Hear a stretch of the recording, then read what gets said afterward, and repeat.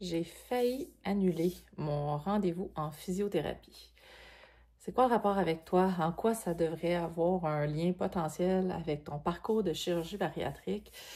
Ben, quand on commence un processus de changement, de modification, de thérapie, peu importe le type de thérapie, avec un professionnel, avec un accompagnement, ben, bien souvent, ça vient avec une certaine forme de devoir, que ce soit des exercices physiques, des exercices de réflexion, des objectifs de modification, là, donc des achats, nouvelles recettes, répartition. Bon, toute la belle patente, là, la fameuse triade nutritionnelle gagnante, là, si on est au niveau de la nutrition.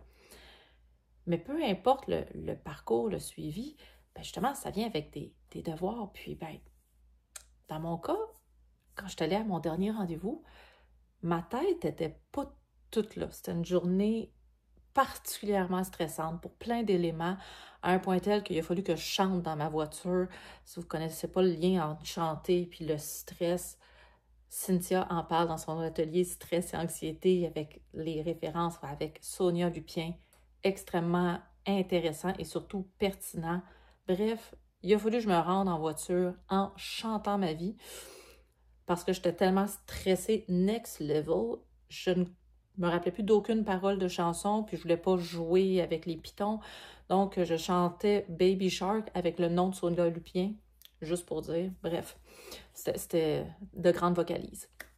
Tout ça pour dire que je suis arrivée dans des circonstances moins qu'optimales, mais j'étais là physiquement, puis c'était un traitement physique. Mais quand est venu le temps de me donner mes devoirs, mes exercices en vue de notre prochaine session, bien, sur le moment, d'habitude, je m'en rappelle, hein, ma physiothérapeute les montre, on les pratique une fois, puis ça fait bien du sens, hein. Rien pantoute. Non seulement, j'ai pas pensé à faire carrément les 10 exercices, mais même quand 48 heures avant mon rendez-vous, la première notification de votre prochain rendez-vous s'en vient confirmer ici, hein, confirmation de rendez-vous, là, je me suis rendu compte que je me rappelais même pas quels étaient les exercices qu'elle m'a donnés. Donc, non seulement ils ne sont pas faits, aucune idée de sur quoi je devais travailler. J'ai comme un petit souvenir vague, puis puisque j'ai d'autres exercices qui datent d'anciens rendez-vous, il y a certaines choses que je gardais en place. Ne pas m'asseoir en indien devant mon ordinateur. Toute ma clientèle, je sais à quel point je me barouette sur ma chaise mauve pendant les consultations. Bref, mes nouveaux objectifs, là, ce sur quoi je devais travailler pour mon bien-être.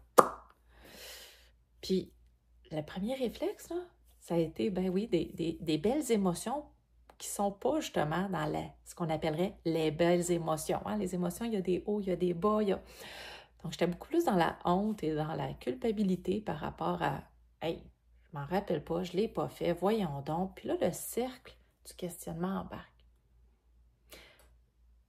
C'est pour ça que je vous parle de ça aujourd'hui, parce que quand le sentiment de honte, voire culpabilité par rapport à ce que j'aurais dû faire, hein, il faut donc de stop and breathe en anglais, arrêter, respirer et revenir à hey, c'est sur quoi je travaille. Moi, dans mon cas, c'est ma hanche. Je veux améliorer. Bon, bref, pas important. Mais de revenir sur votre pourquoi vous allez chercher de l'accompagnement. Ce que je vous dis, c'est de jamais avoir honte, de ne pas avoir de culpabilité face à j'ai pas réussi ou j'ai juste pas fait mes exercices. Ça se peut qu'on les ait pas réussi aussi parfois. Ça se peut qu'ils n'étaient peut-être pas réalistes. Peut-être ça se peut qu'il y ait eu de nouvelles notions qui se sont rajoutées qui font en sorte que ça n'a pas pu être possible. Ça se peut qu'on les ait oubliées.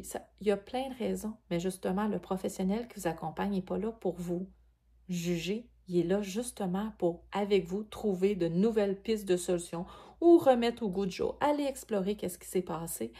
Et c'est là que, si vous êtes déjà dans différents types de suivi, bien, de ne pas hésiter à relever la main, envoyer un petit courriel si vous en avez besoin. Si finalement vous vous rendez compte que ouais, le stress, l'anxiété, la gestion des émotions qui tournent autour de ça, là j'ai parlé de Sonia Lupien, mais il y a des aspects plus pratico-pratiques, inspirés beaucoup de Sonia Lupien, une chercheure extraordinaire, mais dont Cynthia aborde dans son atelier stress et anxiété dans mon parcours de chirurgie.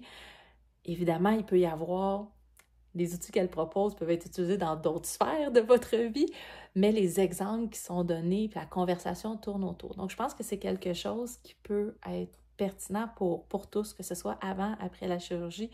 Puis je trouvais que l'exemple en lien avec, ben oui, peu importe qui on est, nos connaissances, où est-ce qu'on en est dans notre parcours, des fois, on peut avoir tendance à s'auto-saboter puis dire, ben, je vais arrêter le sport parce que j'aurais donc dû faire mieux. Non. Breathe in, breathe out, puis on continue, on poursuit, on essaye non pas de viser la perfection, mais bien l'amélioration.